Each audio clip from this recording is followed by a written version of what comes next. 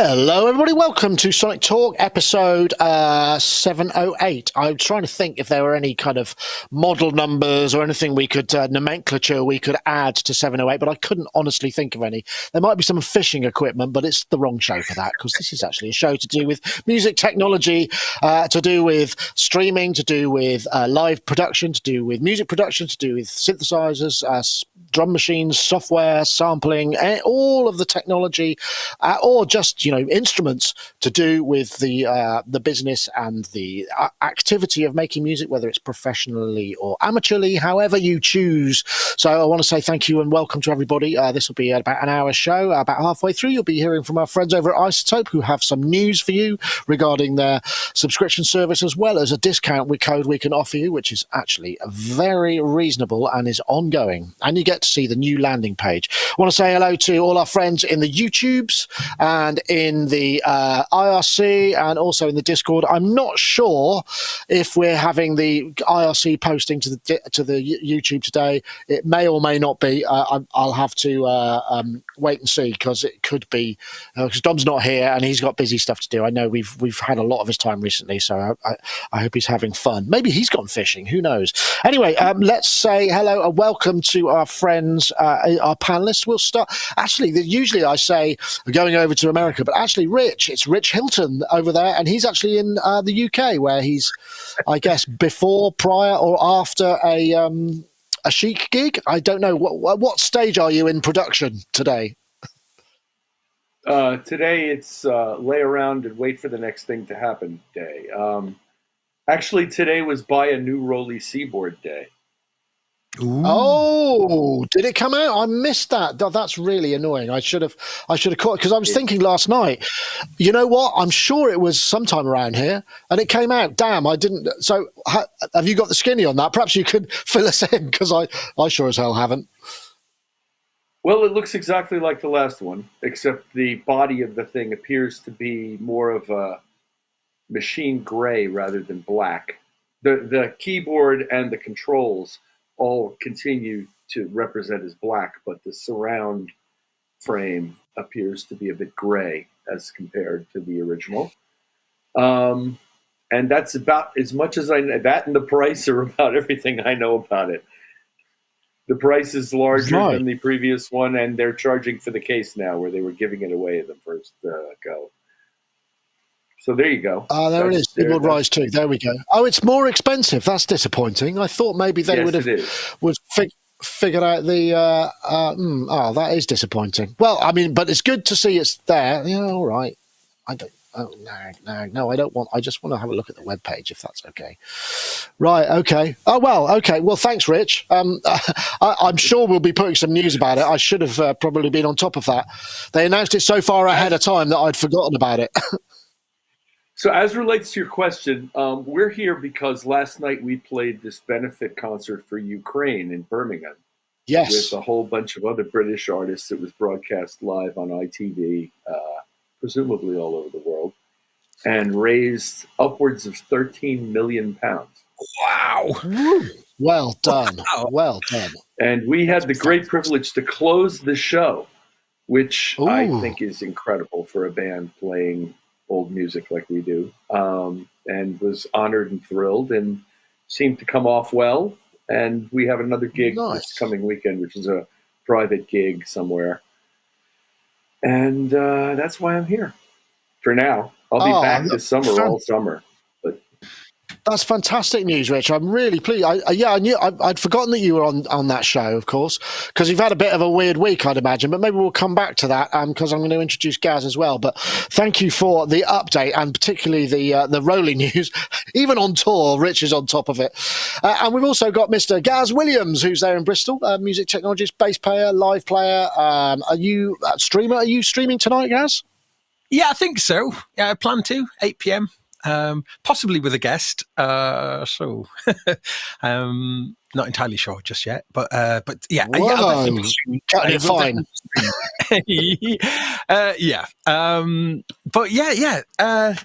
Wow. I mean, I just want to say that's amazing, Rich, though, to take part in that and to raise that's an enormous amount of money.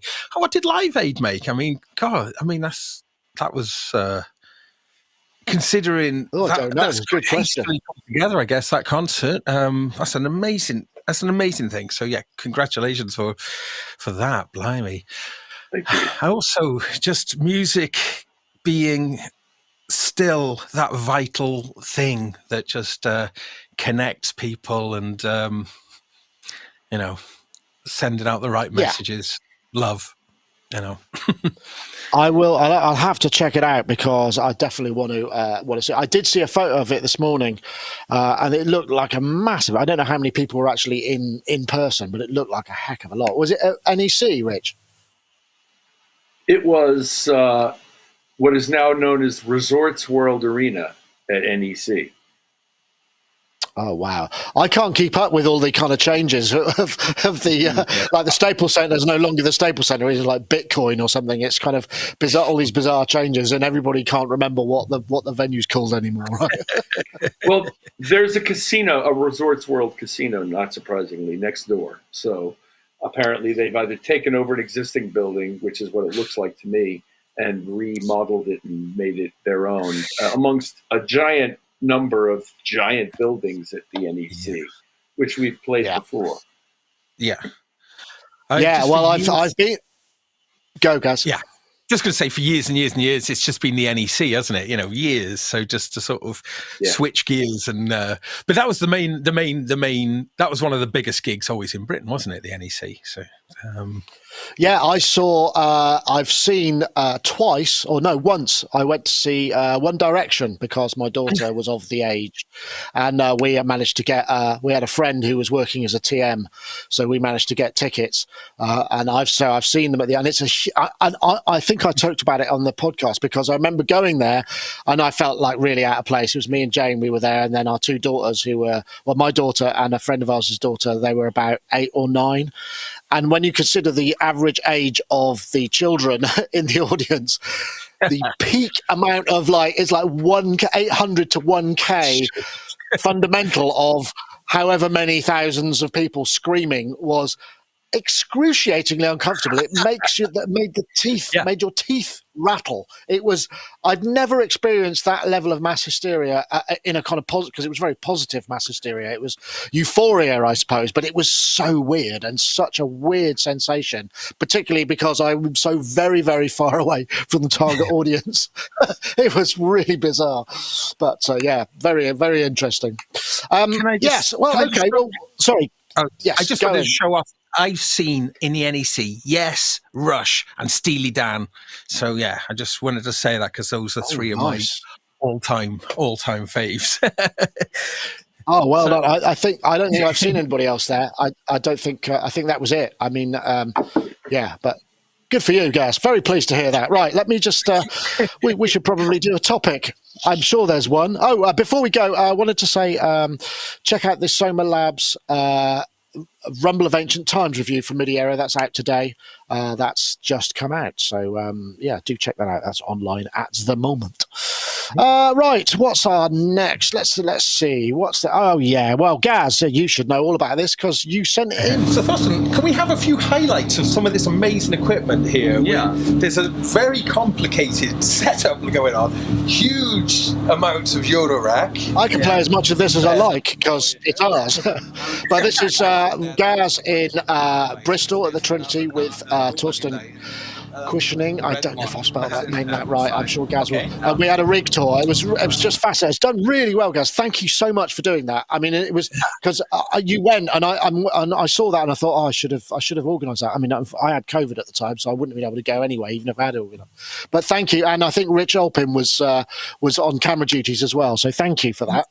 Yeah, and Rich Olpin organised it as well. So big thanks to him.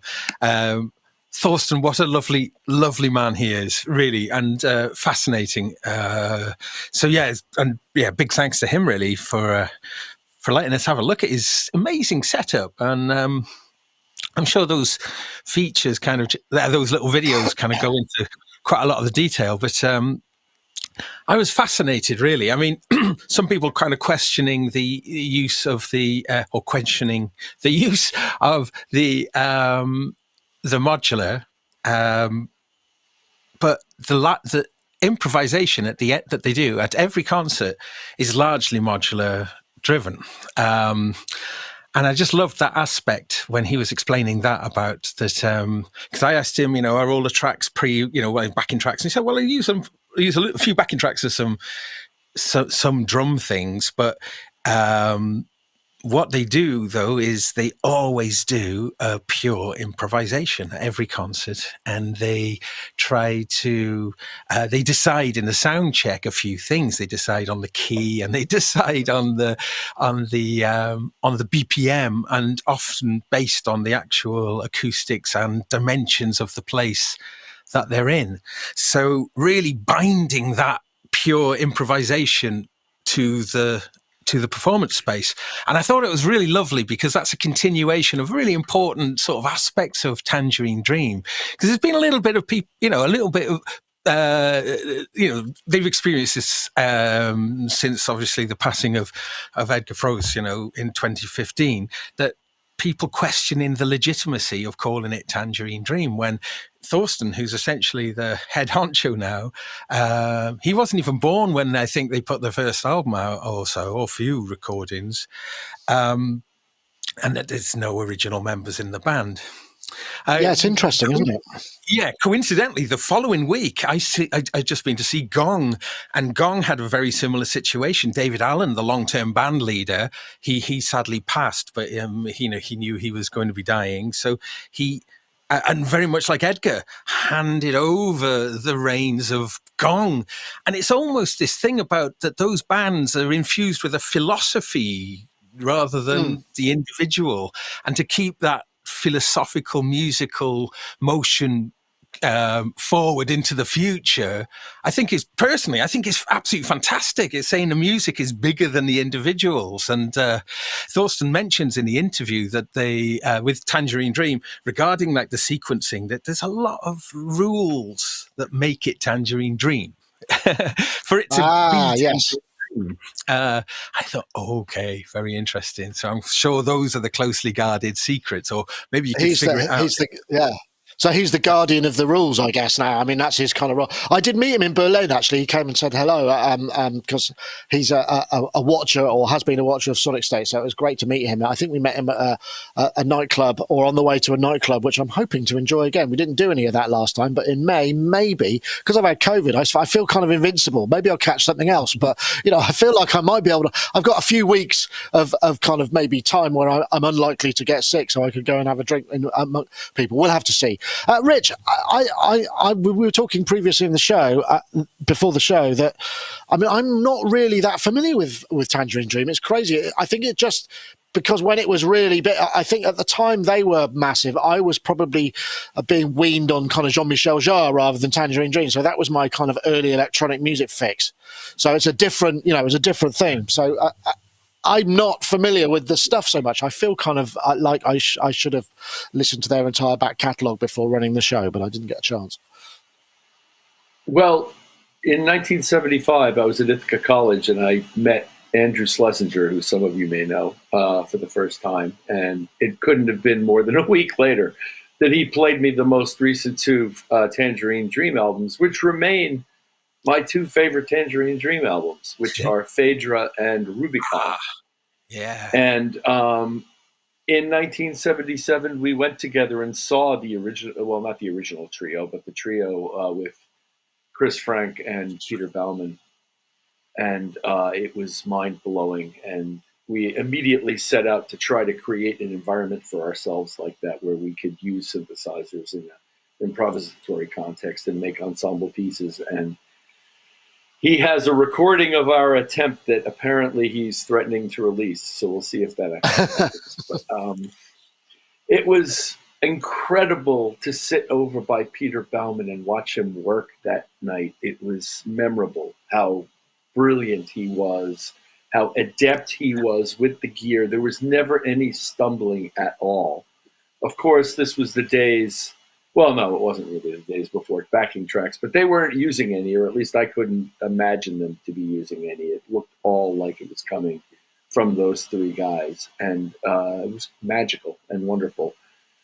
So I get to this interview, and I quite enjoy, of course, watching Gaz and Thorsten enjoying each other, and Thorsten's energy and spirit about the way he wants to approach it. And I endorse what Gaz said about creating a sort of a contextual school out of this thing and letting it continue past the lifetime of its original members.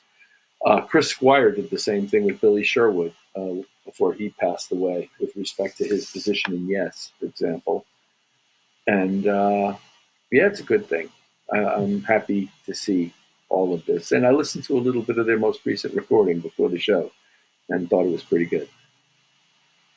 Excellent. How was the gig, Gaz? Was it because the Trinity? I'm not sure. Is the Trinity a good sounding venue or not? I can't remember. I've done sound there, but before it was refitted. It can be, and it certainly was that night. I thought it sounded great, really good actually. Really enjoyed the concert. It's quite long, it's a long concert, so it was just to be stood there watching it. But there was really cool visuals going on as well, and. They did quite a broad range of material from throughout the whole catalogue. But the 170 albums catalogue, it's a lot of material. That is a lot, isn't it? And it had been present on my mind through the re-release of GTA 5. I mentioned that in the little feature, but Grand Theft Auto 5's just had an update, and that's meant that it's had a new lease of life for getting on for 10 years old game. But that's where I need to go. I need to start listening. I need to educate myself. I do. It's a bit like one of those those situations where it's like I've not heard one of these they're founders of. But I just wanted to say though, that thing though with Tangerine Dream is just an important thing that's kind of often overlooked, is that they did the soundtrack for GTA 5, and that GTA 5 is the biggest selling entertainment product really of all time. And they created the soundtrack. There's lots of radio stations that play lots of, other tunes, but the soundtrack that goes with all the cutscenes, and it's just throughout the whole thing, is entirely done by Tangerine Dream. And Thorsten mentions that they provided 35 hours of music for that game. But I mean, it's just, it's something to, we talk about, say, Michael Jackson Thriller or all these huge Rumours, Fleetwood Mac or whatever, these huge selling albums, but they pale into insignificance into sort of how many kind of copies GTA 5 has sold. So just putting that Tangerine Dream context in, they did the soundtrack. Thorsten mentions, you only briefly see that in the opening credits after you play the game for a little bit, triggers a little bit of a opening. You see soundtrack by Tangerine Dream, and then in the reams of credits at the end that go on for about 20 minutes.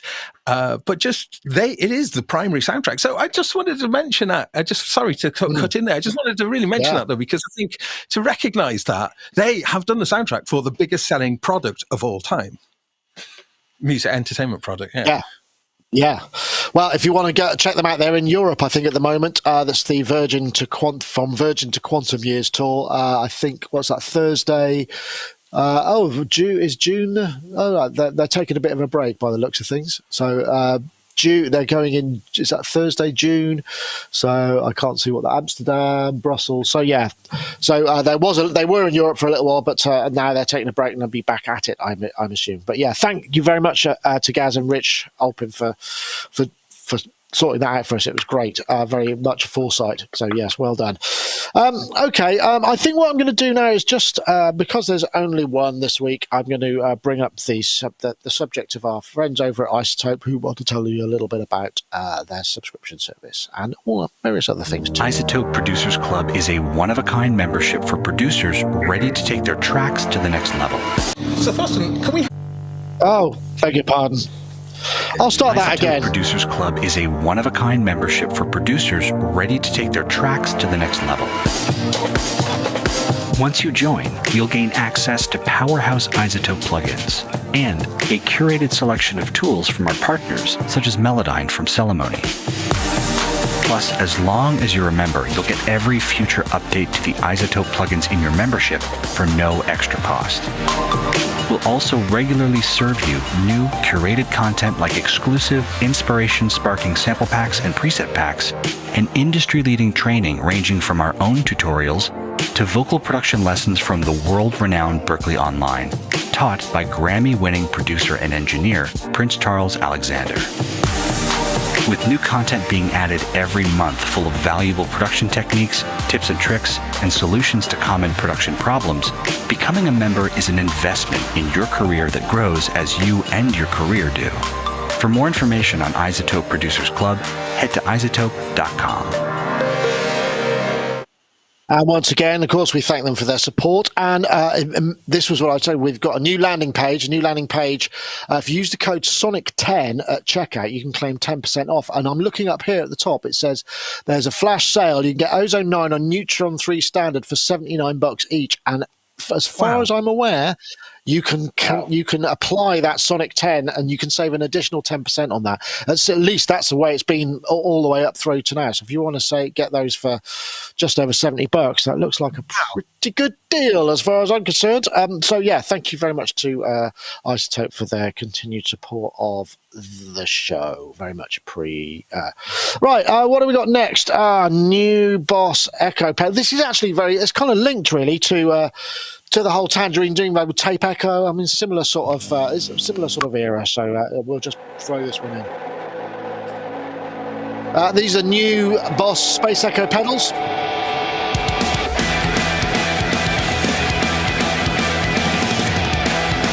RE-202. Gosh, that's loud. The RE-202, which looks really nice. It really reminds me of the CE1 format, which is old school. And there's also an RE-2, which is more preset. This one's more hands-on and more in the vibe. I don't know who this band are. They play quite a long time, and it's pretty cool. But these look pretty good, actually. The RE-202, of course, classic Tape Echo, very much in the pocket of some of that early Tangerine stream stuff. I mean, lots of people swear by it. It's not only that, but lots of dub, lots of reggae, lots of trip-hop. All uses that kind of stuff. The RE-202, about 350 quid, I think, 120 memories. There's a preamp sim, multiple reverb types, which are new, stereo in, stereo out, kind of a bunch of stuff. I mean, it's a bit of a classic, actually. And obviously without the hassle of the tape, though, I wonder, I'm sure they've worked terribly hard. I've never owned a 201 or a 505 or any of those kind of, or was it a 505? Was the rack mount one, wasn't it? 501. Okay, fair enough. Have you ever had the Tape Echoes, Gaz, in person? No. I've had a copycat, but not a Tape Echo. Yeah, I mean, these look great, don't they? I mean, like as you mentioned there, it looks like the CE1, that ensemble pedal, and I think that's a really nice nod to their past. But also, I think it shows. It shows they really have taken into account, I think, what people want, offering them in the two formats. So you can kind of have that sound in the typical compact pedal form, or have that one which will work nicely on a desktop and look good as well. Look sort of, it's definitely got that appeal, which, I mean, I think one of the things about the Space Echo that makes them so desirable is that they're iconic, cool looking things, aren't they? I was always disappointed I always wanted one, a Tape Echo, and then when I first used one, I was always really disappointed how short the longest echoes can be on them. With the copycat, I could do these really long ones, but the sound is fantastic, and of course it's the combo, isn't it, with the Space Echo that the spring reverb gives that tonality that's just so classic. And that is interesting what Boss have done here. They've kind of put all of the classic features forward facing, but you have got different reverb models and that you can sort of switch in to kind of different tape head tape head configurations and an extra tape head as well, which is really cool. I do have the Strymon Volante here, which I really enjoy and is feels pretty convincing. But as everyone knows, when you've got a real Tape Echo and you can see the tape snaking through the device or on the top and things like the glass top on the 501. That's the thing I really like. That's just so cool, isn't it? Yeah. That's really cool. Yeah, I just think they just feel exciting devices to use. But no, I mean, well done, I think, to Roland revisiting this, because they did it sort of about 12 years ago, maybe a bit more, 15 years ago, with the dual pedal format, and then whatever algorithm emulation of the Space Echo they were using then, that was pretty good. But obviously, we've seen sort of their later leaps and bounds. Come on. It's probably Zen. I imagine there's some Zencore stuff going on in there. I mean, it's just was it Cosm their other thing, wasn't it? They're two sort of things that they're doing. Is AIRD aired, I think, which is their modeling engine that's replaced Cosm. Which had been around for a very long time. So, and then what is it? What's the IRAs based on? That was another sort of platform, wasn't it? Code. What were they called? I forget what ACB. Yeah. So that all of that stuff. Sorry to go on, but should mean that these are going to be. These will sound good. Really, really good. Yeah. I would hope so. Rich, I must admit, whenever I've been up against, when I've been in the same room and tried to play with an RE-2, I remember vividly when I was a kid, I was doing a demo at a studio and I was trying to use it, and I just remember it being incredibly sensitive. It would just go, the needle would, the VU was incredibly coarse, so you'd kind of go, am I getting enough? And then it would just go wallop into the red and sort of bend the needle, and you get that kind of ticking sound. I just couldn't get my head around it. And they've added tape emulation and saturation and that kind of stuff, which is all good, I guess, to have all of that stuff at your fingertips, as long as the emulations are good. But, yeah. Well, to call it what they're calling it, they would pretty much have to do those things, the tape emulation and things of that nature, saturation. The original one didn't saturate all that wonderfully, in my opinion. When I worked on Eddie Jobson's Green album, he was absolutely in love with the thing and played all his violin solos through it. And I got to see it inside and out and hear it every single day. And it was, my romance for it doesn't run perhaps as deep as some people, because I have seen the inside of it and have had to see it service. But I think that what this highlights to me, and the whole recent spate of boutique instruments, many of which you have reviewed to gorgeous effect,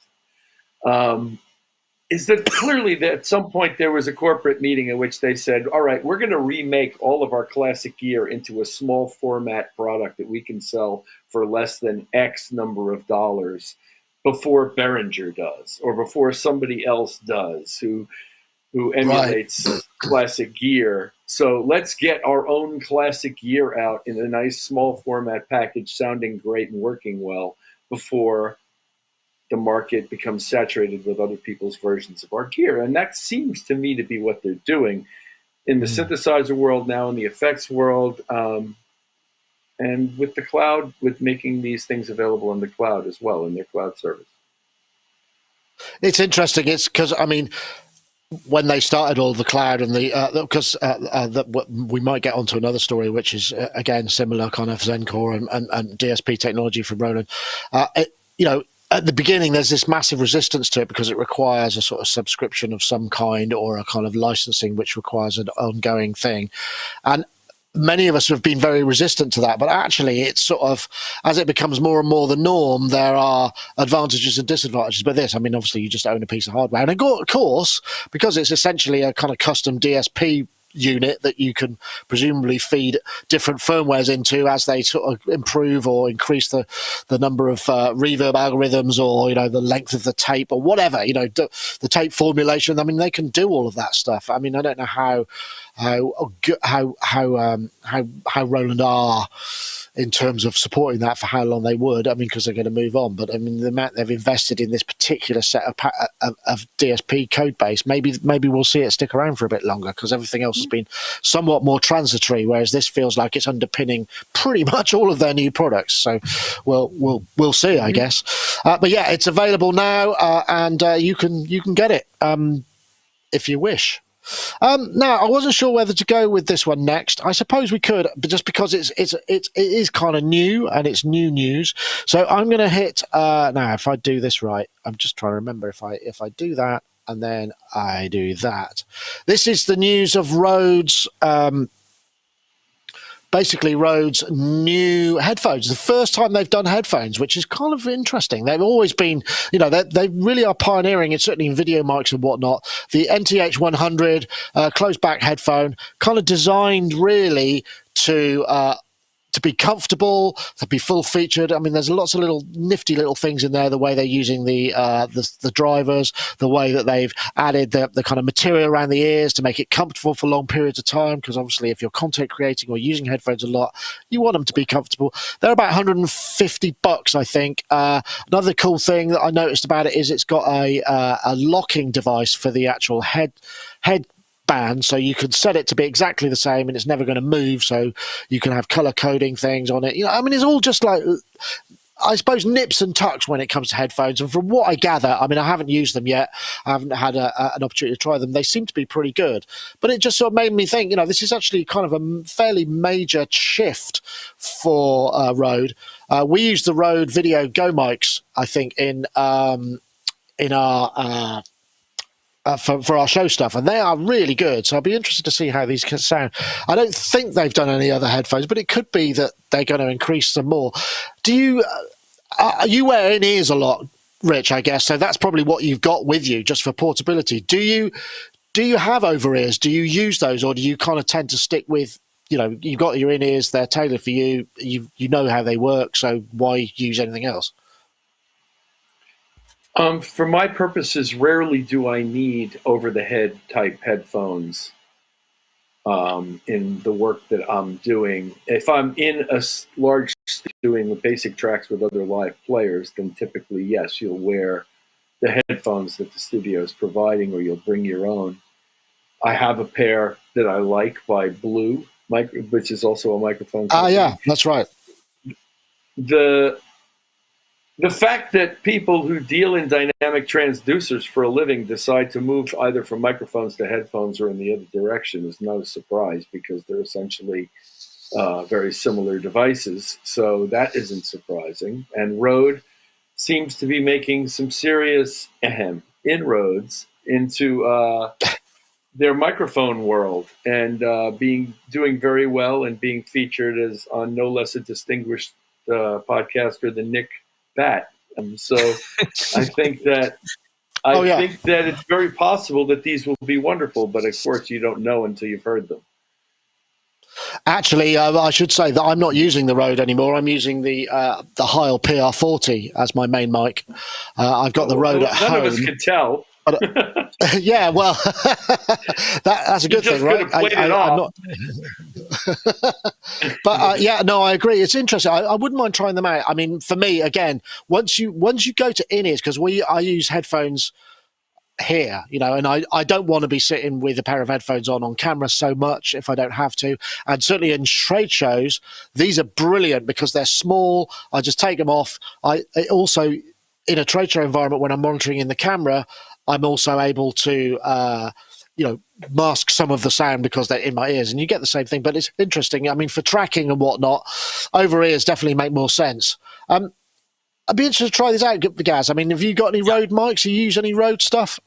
Oh, yeah, absolutely. And, it was always interesting seeing how, Røde first made their name, didn't they, with their NT1, I think, which was unbelievable for the value for money for a big, large diaphragm that kind of got somewhere in the ballpark of a U87, but, maybe quite far field, but still that kind of thing. It was astonishing. And for the price, back in the 90s, I guess, they were, so lots of my friends, we all, they made kind of quality mics that quite affordable, brilliant, but then seeing them, Røde started to then embrace more the camera market and everything along those kind of lines. So seeing them now bringing out a pair of headphones, well, they've got that market now. I think, really interesting. But I mean, speaking of over-ears, isn't it? Yeah, I think so. Yeah, these are new for me. These are Hi-Fi Man Sundera, and they are they're my first ever pair of planar headphones.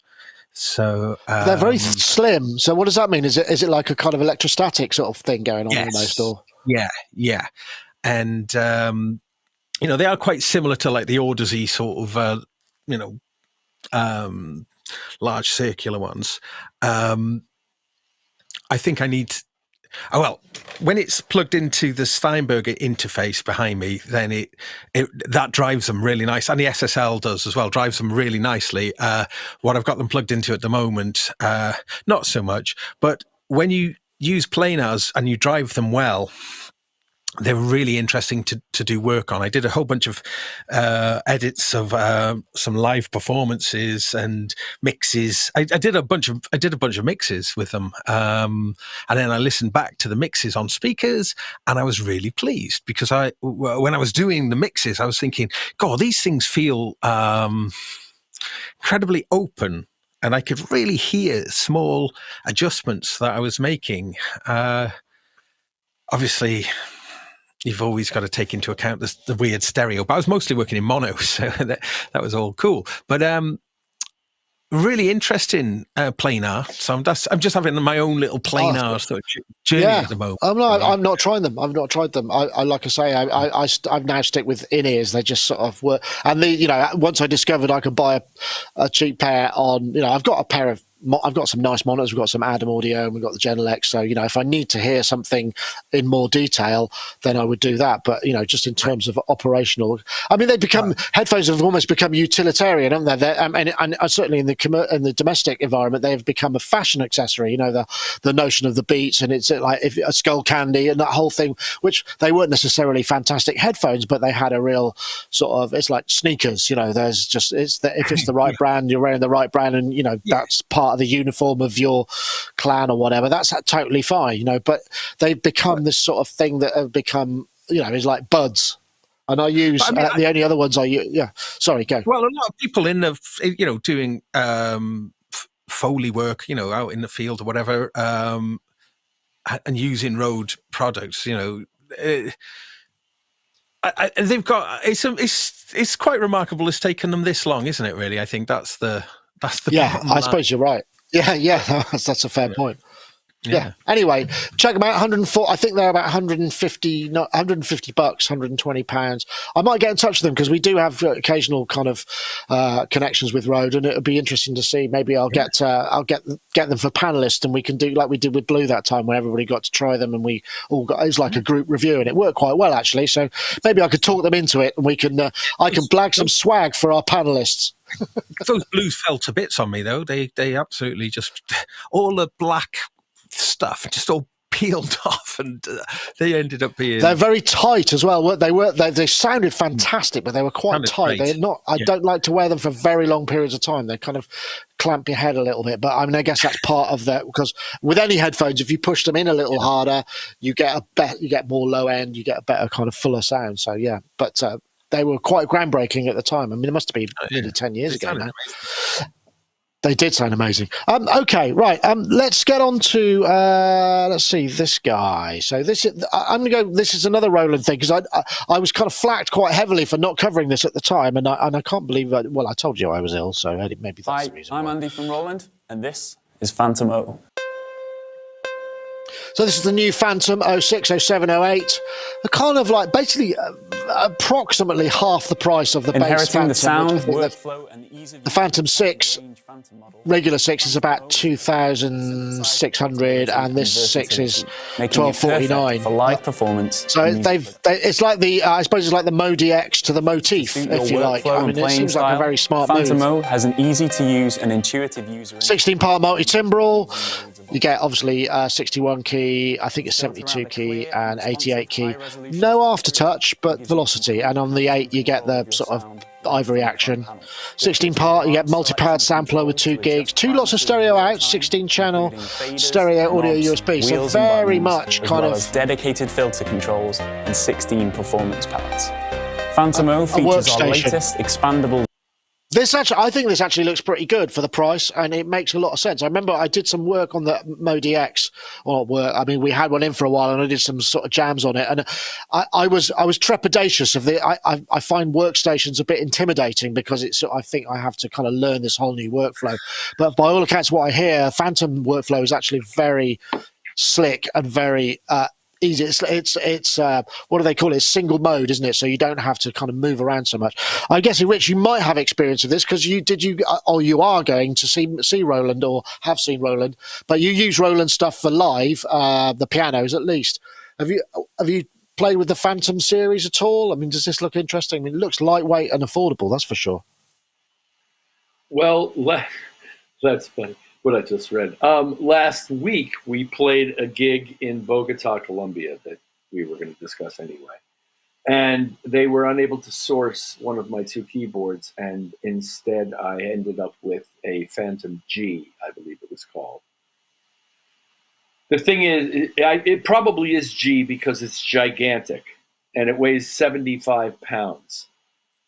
On the also not the stand we requested. It was amazing that it even held it. But this instrument really caught my fancy, and I'm going to go see them tomorrow and play one, because I think that I might have a future with this instrument. And there's a lot I really like about it. And it does a lot of really cool things that I don't even need, but they're just very impressive. I watched in a demo video them take a folder of source samples, and the thing basically laid out a keyboard patch in 15 seconds, which I thought was amazing. It does work with Roland Cloud in a way that allows you to download Roland Cloud-based instruments to this thing and use them on stage. And that is also very appealing. And the demonstration that they had was playing a Juno 106 bass from the thing, and it sounded awesome in the demo video. It seems to be organized around live performance really effectively in the ways that the original Fantoms were as well, and I kind of like that about it. And it's light, it's less expensive, and it does about 80 or 90% of what the big one does. So I think it's really a cool product, and I'm looking forward to playing one tomorrow. Interesting. It's interesting, isn't it? The idea that I mean, I guess the same with the sort of Yamaha workstations, these high-end workstations. They're built to tour. They're built to be higher stock, I guess, and they're built to kind of. Whereas, obviously, there must be some compromises made in the Zero series, or O as they call them, just purely because they're so much cheaper. So, I mean, I guess there must be less construction, they must be less durable or whatever. There must be some reason they're not as affordable, because otherwise why would you make them? Why would you make the other ones so much more expensive? Maybe it's the keyboard. I guess the keyboard's probably got something to do with it, but it looks like a lot of the other stuff is pretty much the same. It better not be the keyboard, because that's the thing I'm counting on. Well, you probably need to go for the 88 or the 76, I would imagine, just because. No, the 88. The 61, I'm 88. Right. 88. It's not even a conversation with me. It's 88 waiting. Wagyu says in the chat room, it's half the processors, 2 BMC chips instead of 4. Okay, that makes sense. So I guess you maybe have slightly less effects parameters, maybe less chain effects or that kind of thing, maybe less polyphony. That would make sense. Guys, I mean, I neither you or I are particularly workstation people, and I've been heavily flacked for not mentioning any workstations. But I feel like I felt I should this time. This looks kind of fun. Sometimes when you play with these things, and you kind of think, oh, this is what I've been missing all this time. Because I think the thing is, I'm still kind of got the mentality of workstations back when I used to use O1Ws and things which were much less advanced than they are these days. Yeah, I think that's the thing. Workstations have advanced to such an unbelievable level. I mean, for me, one of my first sort of synth journeys really was with my friend's Dale's Korg M1, and that was just like the game changer. That was. And that was, it was incredible being able to make all the music on it yourself and have effects as well, all this kind of thing. So that the M1 is the birth of the workstation, really, isn't it? Many ways, yeah. Yeah, many ways. And then it evolved, and then Sonic. through the 90s. Oh, really? Oh yeah, Rich is in there with the N-Sonic. Yeah, that's a fair point. SQ80. Yeah. That's true. Yeah. But then as they moved through the 90s, adding more and more sort of complexity became sort of de rigueur until these things were super, as you mentioned, very intimidating, just like crazy workflows. But Roland and Yamaha, I mean, Yamaha's recent Modi X's and other and their montages, and are absolute fabulous machines. They sound fantastic, as I'm sure these do. Yeah. Yeah.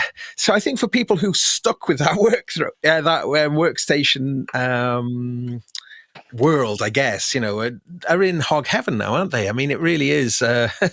These things are better than they've ever possibly been. For me, I'm really torn by these kind of things. To actually own one, I think it would be just, a delightful thing to have. But this room is crazy amount of stuff here. To have a Fantom, I think would just make the whole place just explode. There's just way too much potential going on, and a workstation is just, the potential in a workstation alone is just, it's almost too much. But I'd be really curious to hear what complete tracks are being made on these modern workstations. I'd be really interested to hear someone who's doing, and to see if it still sounds like a keyboard demo or if it sounds like a fully produced. Well, I mean, to be fair, I mean, in their defense, I mean, I did some stuff on the Modi X, and I felt it was really useful for writing. I could get, 80% of the vibe I was going for. There would be some drums that I might swap out later, or I might change a bass line or whatever, but there was enough kind of goodness there to be able to build and flesh out a big song. I mean, it's interesting. You see, there's all these videos of really sort of big songwriter, Nashville songwriter stars, and who just write on Tyros, for instance. Which is the auto accompaniment kind of home organ thing, or presumably on things like that they just build the song in that, and then they break it out, maybe get a band to play certain parts. I mean, that's the thing. I think if, like with anything, if you've got everything coming from the same source, then there's going to be a certain amount of homogeneous going on, even with the amount of flexibility. Right. It's just because it's the same onboard effects or the same stuff, but to use them to fill a large amount of space in within a band where maybe you need to have some playback, some sample trigger, they're absolutely invaluable. I wouldn't necessarily consider wanting to build an entire album on one exclusively, or a track perhaps, although I mean it surely must happen. But anyway, sorry. I kind of, that felt like a bit of a rant, but I don't think it was meant to be. Shame there's no aftertouch, but I think the fact that it links with cloud, links with these, I'll be interested to see how you get on with it, Rich, and whether it really kind of floats your boat.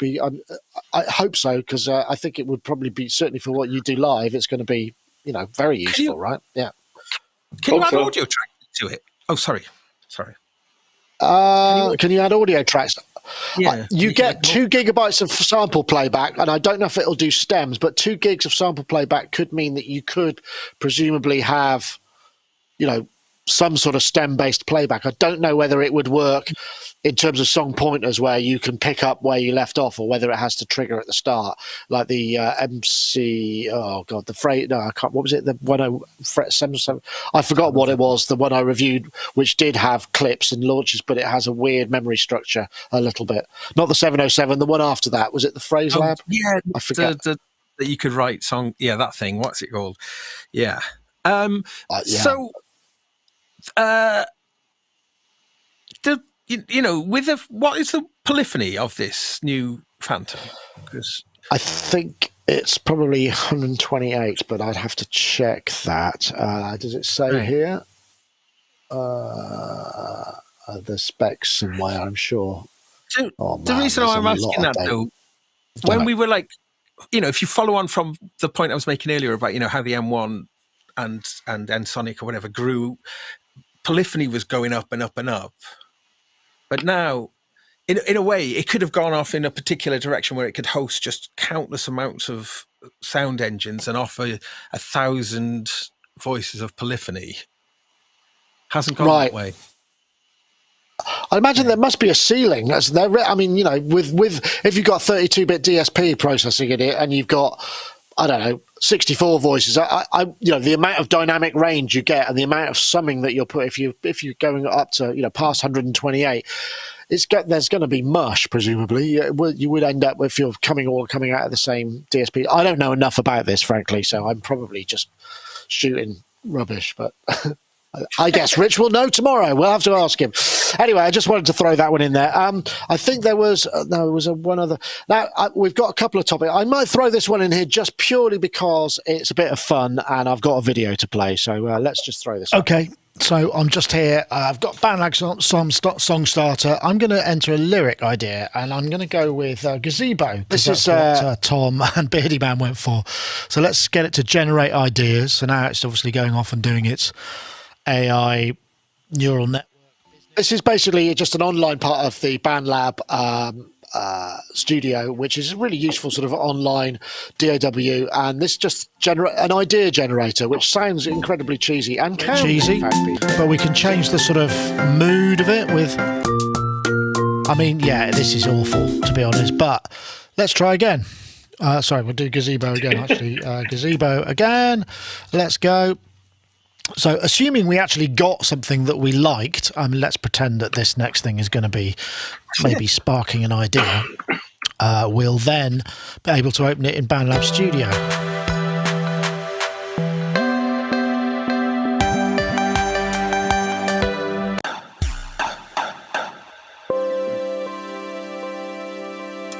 Yeah, I think what I did is the idea is you can generate this kind of melodic idea.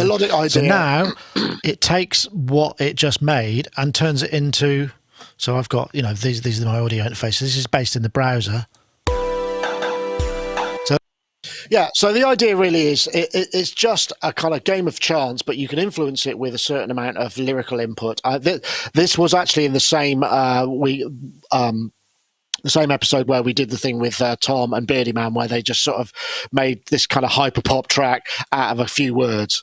And the idea with this really was not so much as a way to finish tracks and that, but just a way to start them. The idea of using AI to kind of just throw a bunch of ideas you go, because there might be a single element of melody in there that you went, yeah, and then build on it. And I think I built something a little bit later in the video where I built some more out of it.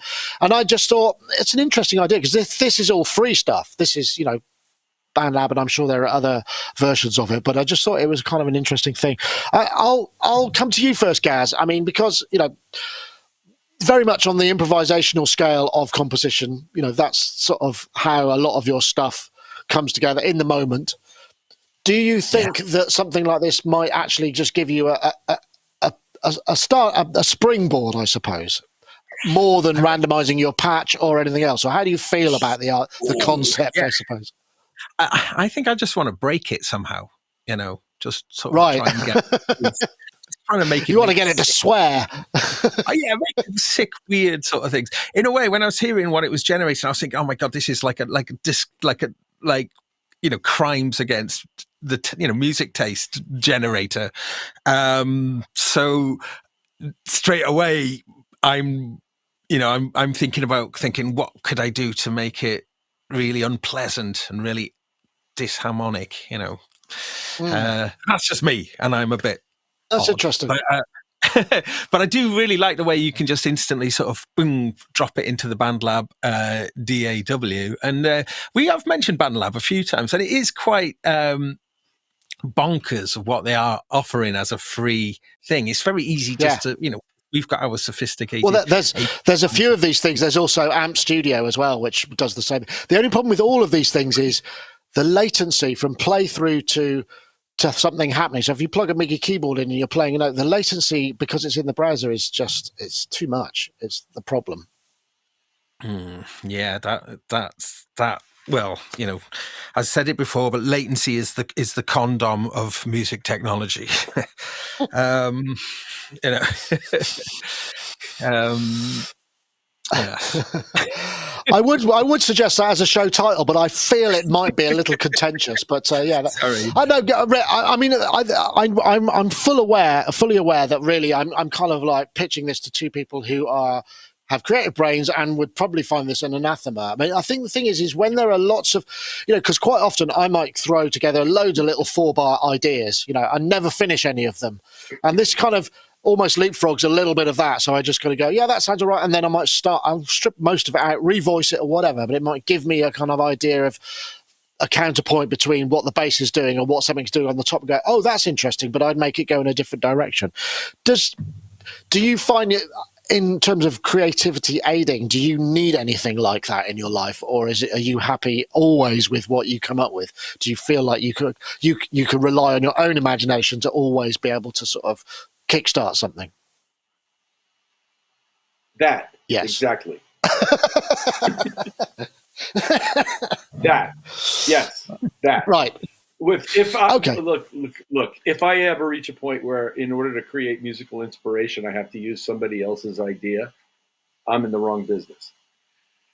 I know that's going to sound horribly elitist to some people who didn't study music, and I'm sorry to hear that. But the fact is, I am never underestimating the lengths people will go to avoid actually learning music. Yeah, that's fair enough. I think the thing, but I think the thing is, and the thing that I find is I tend to feel. I mean, I know just enough to be dangerous. I don't know that much, but so therefore, what tends to happen is because I don't know that much, I tend to fall into the same habits every time. So something like this might kind of go, have you thought about doing this? Go be dangerous. Then, if that's what it is, go be dangerous. Okay. Whatever. It's more about you doing it. That's the point. Is it's more about the person and the you in it than what exactly you're doing, what exactly you're using. If it's you creating it, that's to me the important thing. Yeah. Okay. Well, unsurprisingly, I don't think this topic was sparked off the reaction. I thought I had something in my head when I first wrote it down, and I can't remember what it is now, and I obviously didn't convey it very well. I just sort of, I guess, connected to what we're just talking about like music theory and learning it, and sort of how. Actually, and that got me thinking about things I've just been listening to, and I just wanted to give a little shout out to Brad Meldau's new album. Has got these kind of new arrangements of some classic prog material, like Cogs in Cogs. There's a multi-part suite based in Cogs in Cogs, and the last part of Starship Trooper by Yes. Now I mention this because like Brad Meldau is one of the great contemporary jazz musicians, and there's a cover version of Tom Sawyer, and I urge everyone to have a little listen to that because it's really, really interesting. They've kind of taken the first half of it is really surprisingly true to the original, and then when the original launches into the guitar solo, then it just goes into something that's the reason why I mention this is that sort of like maybe Rush were not like jazzers, and maybe their musical dimension wasn't sort of like jazz voiced or whatever, but taking like a very contemporary jazz musician like Brad Meldau and mushing it all together has given a very, very interesting result. Sorry, just if that's, but it's honestly, check it out. It's quite funny. There's some really interesting. Brad Meldau. What's it called? What's? I'm going to post the link. I'm trying to find it. Brad Meldau. The song is called Tom Sawyer. It's a Rush song. It's on his new album. It's the name of the new album, I suppose. What is that? Let me just look it up. But I just thought it was. Oh, there we go. I found it. I'm going to post it. Oh, thanks. I'll post it. Yeah. I'm going to post it in the chat. There we go. Yeah. Well worth it. Excellent. Okay. All right. Well, no, thank you very much for bringing something interesting out of that rather dead end topic I brought in. I don't know if there was any other. Oh, this. I thought this was kind of fun, actually. I mean, I think Musikmesse now has. I think they announced that they've kind of cancelled. This was in, and I found a video from Musikmesse from 2017, which I think was one of the last times we went. Okay, So then. I'll play this. So it feels like the end of it. This was the room that we had, room 303, that they put us in, which was very touching. We had our own little office. Temperamental, And, shall we say. So we're starting off in the office at Musikmesse.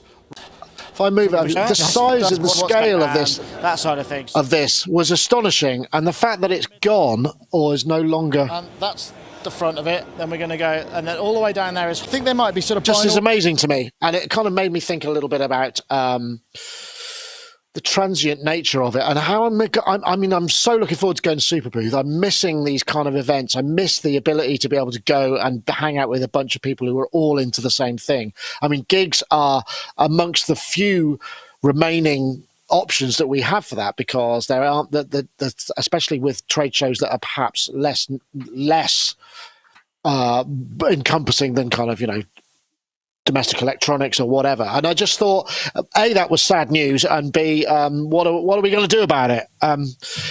Rich, I remember we met at NAMM. That time you came to NAMM, it was great. I mean, it was really nice, and it's great to be with somebody in that kind of environment where you can be 100% focused on the stuff that you're into. And there's just these opportunities, I think, are really becoming harder to come by, and I feel kind of quite sad about that to a degree. Are they, or are they just fractional, sort of fractionally? I don't know how to say what I want to say. Slicing up into smaller pieces. Right, Is the more pie niche. being cut amongst, yes, a larger number of niche type of convention/festival type activities. That was great at NAMM when we were together. That was a lot of fun. And the most interesting thing about that NAMM was that Chic was playing like giant concerts all year, the year before, and nobody was waiting to talk to me about Chic, but everybody was waiting to talk to me about Sonictalk. It's true. It's true. Like lines of people waiting to talk to me about Sonictalk. Nobody asks about Chic, which doesn't bother me in the least. I just think it's really interesting. Well, I mean, to be fair, I mean, that is the heart. NAMM and the shows like this is essentially the heart and the essence of what we're about. So, I mean, it's unsurprising that people would perhaps know of what we do in a place like that. Particularly because when you're at a trade, everybody's in a band, everybody's got something going on. I mean, they're all not as big and successful as the one you're playing in, but it's still less usual perhaps than. I don't know what I'm trying to say. I suppose it's like the difference is what we're doing, or what we have done with Sonic is even more niche than Chic, so which isn't niche at all. I'm not making very much sense, but yeah, I think I understand. But it was great fun, and I'm missing that. I mean, NAMM is potentially happening in June 2nd this year. I mean, so far, the problem we've got is, it's 2 weeks after Superbooth, and we don't know who's going to be there. I mean, so far, we're not getting an awful lot of people saying, yeah, we're exhibiting. In fact, we heard a lot of people aren't. So I'm not sure what shape it will be, and it will be a real shame that experience isn't happening this year. Hopefully, it might come back. I don't know. I mean, but I don't know what the future is, because I think we've all become somewhat risk averse unless we have to. A lot of companies now are saying, there's a ban on international travel still, because obviously, COVID is quite high. It's still, the risk of it is still very high in a lot of places, even though maybe the risk of death is less in some places as well. It's still a risky business, and companies don't want to expose their employees. So I don't know how we get around that. I know, Gaz, I know you're trying to get to Superbooth. I mean, it's one of the highlights, right? It feels like it's the last one, not the last show, but the last type of show that we can get to as Europeans. Yeah, I mean, it's just interesting to know how Superbooth broke away from Musikmesse and has managed to sort of out-messer it, yeah.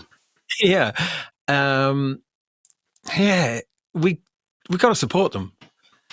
Superbooth, everybody really, I think, has a moral obligation to get their skinny butts, or not so skinny butts, over to Superbooth. Support it. If you can. I mean, I appreciate there is reasons, but it is, as an event, that one really needs supporting to keep that alive. It is such an important and brilliant thing for the community on so many levels. And the cooperation that takes place between different manufacturers is astounding. It really, I think it's so healthy and nourishing for our scene. So yeah, support it if you can, Super Booth, get there if you can, if just for a day. Like me, I think I'm just trying to work out the logistics of the flight, because it's like trying to join a tour, sort of flying to the tour, and it's so risky, but I want to be there. Yeah. I think the thing about Superbooth is, I mean, NAMM has a different kind of energy. Superbooth is more of a kind of, feels more DIY and less corporate, which I think people enjoyed. And that was the thing. I mean, I think the thing about Musikmesse, it became bigger and bigger and bigger and bigger and bigger until the point where it was actually very expensive to attend and not very vibey, because it was all about volume. And people don't remember, but Musikmesse, the site of Musikmesse is probably 4 or 5 times the size of NAMM. I mean, it is absolutely enormous. Have you never been, Gaz? Honestly, no. There are 11 halls, and all of them have, many of them have 2 floors. And, the first year I went to Musikmesse, I was carrying a shoulder bag with a laptop in it, and I did my back in because it was so far. In the end, we realised that there was a bus. You'd get the bus from Hall X to Hall Y or whatever it is, because it was so far away. It's astonishing. Wow. And it was it was it was massive and really vibey, and it's been so sad to see. I mean, I think it was going, obviously it was on the way out before this whole COVID thing, but I don't want to see that happen to any more shows. I want more I want the shows to be there. Anyway. Yeah, because NAMM is so exciting in its vibrancy and everything that goes on outside, and it's really noisy and colourful. I did manage to find a place at NAMM where, in one direction, as far as I couldn't see like the end, and when I looked in the opposite direction, I couldn't see the end. So that's pretty vast at NAMM. So, wow. But yeah, NAMM looks like it's going to be pretty good though this summer. Though I think in terms of maybe the auxiliary things that are going on. So if there's not so many product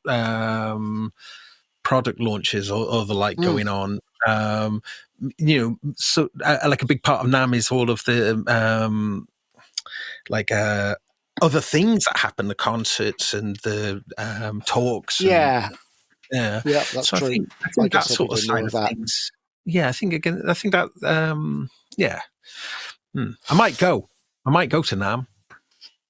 Yeah, well, that'd be worth knowing. Rich, you're not going to be in Europe for May, are you, by any chance? Fancy a trip to Berlin? Woo!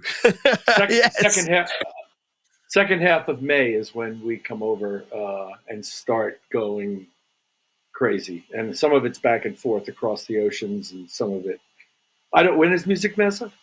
What'd you say, Super? I'm sorry. 12th of May. 12th of May for 2 days. No, I won't be here on the.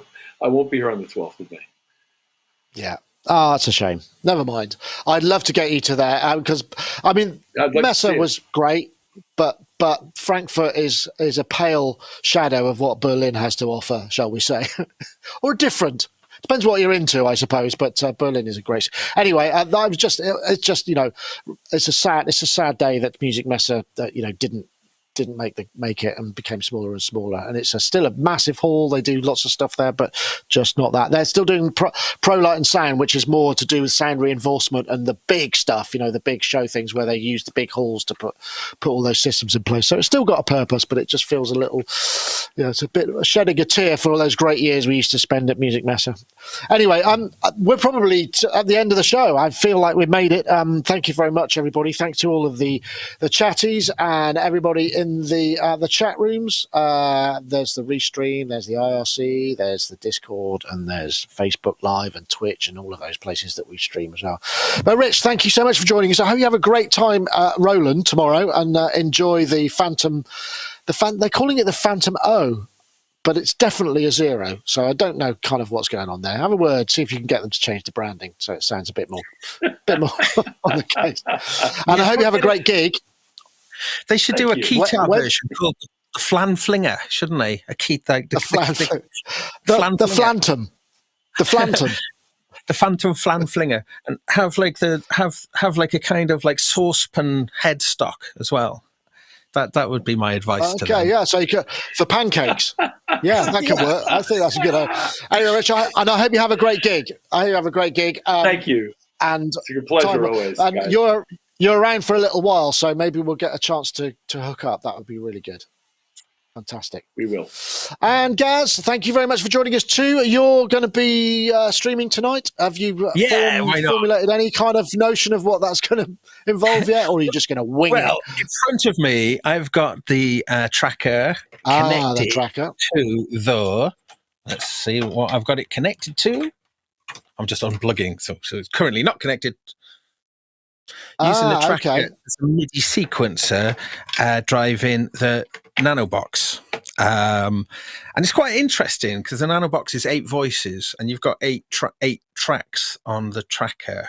So, it's quite a sort of, it's quite interesting. You can do some quite quirky stuff and you can put CC values, albeit only 2 per cell. But I'm messing around trying to put in different cells different CC values, so they're all addressing the same synth, but